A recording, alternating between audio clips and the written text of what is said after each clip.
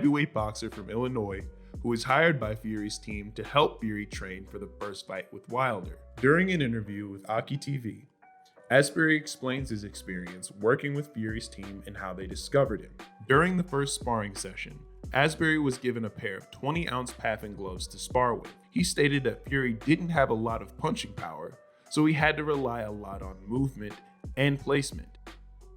I flew to the camp, ended up landing. They picked me up from the airport in the middle of the night, Ben Davison and this other guy named Tim. We get there, we end up going to Wild Card Gym, meeting up with Tyson Fury. We're getting ready to spar, and they hand me these big ass like pillow gloves. I think they're called like the Paffin sport gloves or something like that. I think they're 20 ounces almost. They were all very attentive to me and putting my gloves on and the gloves that they gave me. And then we go in the ring and spar. If you're first, you can beat him because he's always moving. He always likes to move to be first. His thing is movement because he doesn't have any punching power, so his style has to be movement. In the end, Asbury got the better of Fury. Due to miscommunication, Asbury was surprised the next morning with another sparring session, though he was told to expect to spar again the following week. Showing up for the sparring session the next morning, Freddie Roach was set to be Asbury's cornerman, and he suggested that Asbury rely on his overhand right. Taking Roach's advice, Asbury threw the overhand right and was instantly countered with a shot to the rib, which he described as having no difference in punching power, but it felt like something else was there, like an object. Not thinking anything of it, Asbury continued his session with Fury and took a shot right on top of the left side of his temple, almost near the same area where Fury had dented Wilder's skull. Asbury described the headshot as being worse than the rib shot, but after the adrenaline wore off, he began feeling pain in his ribs as if something foreign had hit him. He was checked by trainers at the gym who assured him it was just from being hit, but Asbury was still suspicious and called his manager that night to let him know not all was as it seemed at the camp. The next day, while doing circle drills with trainer Barry Robinson, Asbury claimed he still felt the effects from being hit on top of his temple, which prompted him to act on his suspicions. He went into the changing room to check his gloves and then checked Fury's gloves, only to find that there was little to no padding in them. In retaliation, Asbury took to Instagram on October 18th, 2018 and exposed Fury's gloves after making it known to Lawrence Oakley, Anthony Joshua's manager, and British boxer Brian Phillips. Look at this shit, man. And then, hold on, these are the sparring gloves they told me they got for me. These thick ass, look at, hold on, let's see, watch the squeeze. Going nowhere. Going nowhere. Watch this shit. Get the fuck out of here. After making the video, Asbury made it known to Fury's trainer Ben Davison and the rest of the team requesting he get his money so he can leave. Asbury also made mention that he also checked boxer Isaac Lowe's gloves and stated that there was a slit in the gloves and an egg weight had fallen out, similar to what Wilder said he felt when fighting Fury.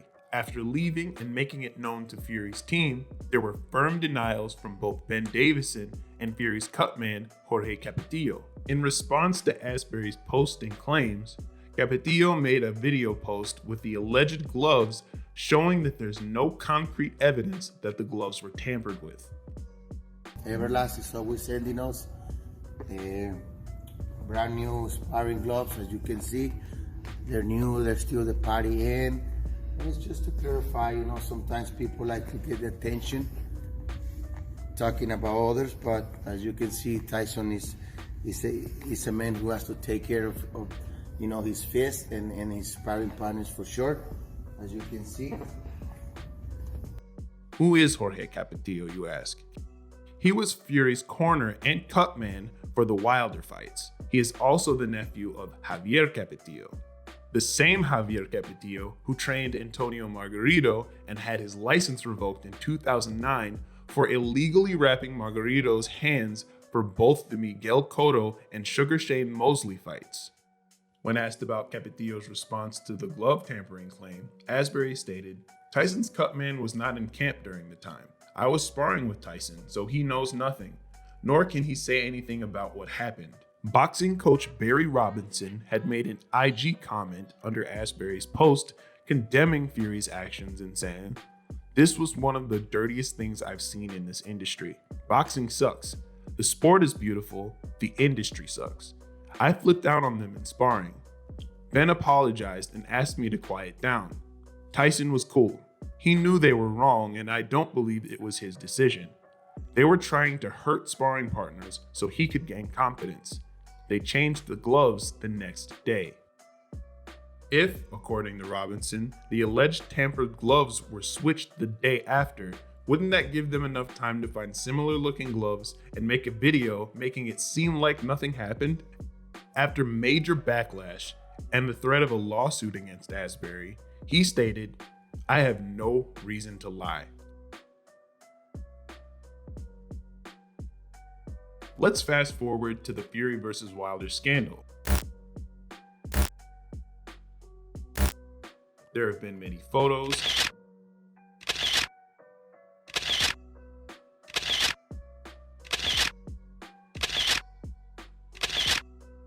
slowed frames,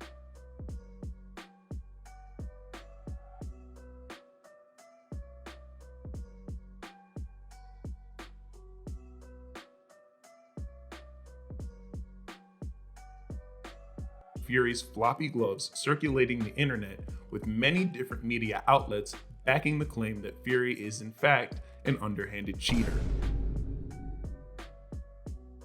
Referee Jack Reese also made a statement on Instagram March 10, 2020, attempting to debunk the Glovegate scandal by stating that there's no way there was foul play with Fury's gloves, and that the California State Athletic Commission has the most competent representatives. The gloves were signed by both combatants and numbered, and held onto by the commission until the fight.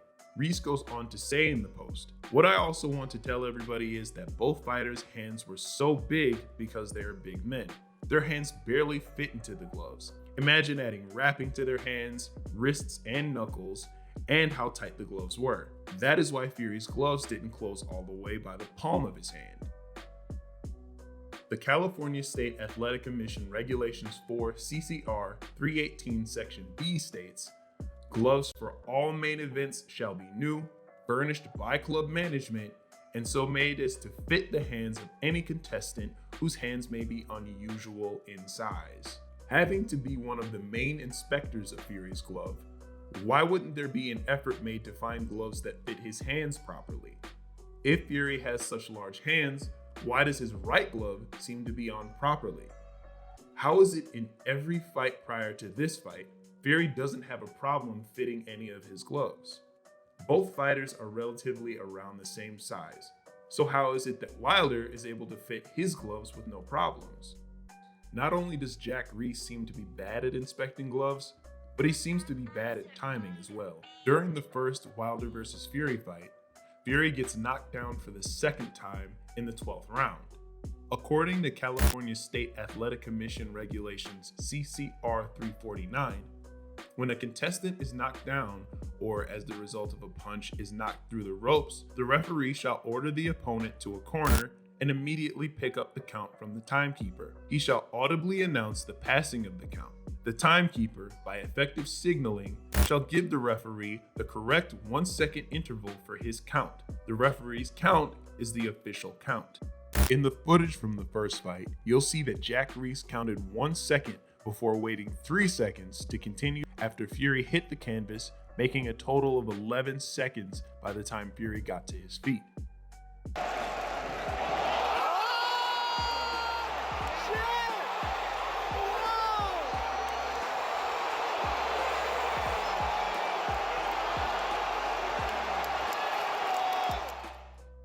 Another odd thing that Jack Reese does with Fury is what he does when helping him up after being knocked down. When an opponent is knocked down, the referee typically takes the glove of the fighter and wipes them on his shirt to remove anything the gloves may have picked up from the canvas. In the footage shown, you see that Jack Reese doesn't wipe Fury's gloves on his shirt, but past his pants in an attempt to hide anything strange about Fury's gloves. It would seem that Jack Reese was fully aware of Fury's left glove.